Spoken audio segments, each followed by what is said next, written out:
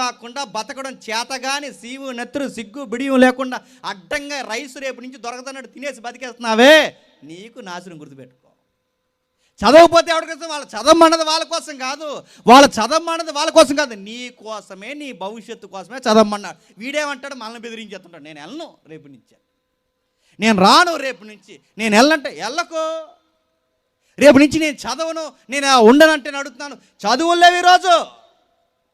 బైకులు, మొబైల్ ఫోన్లు, బ్రాండెడ్ ఫోన్లు, బ్రాండెడ్ డ్రెస్సులు అడుగుతున్నాను. బ్రాండెడ్ ఫోన్లు ఎంతకాలం ఆడుతావు? సిగ్గుంటే అడుగుతున్నా. ఎవరైనా ఈ ప్రాంగణంలో ఉంటే సిగ్గుంటే నువ్వు సంపాదించప్పుడు కొను.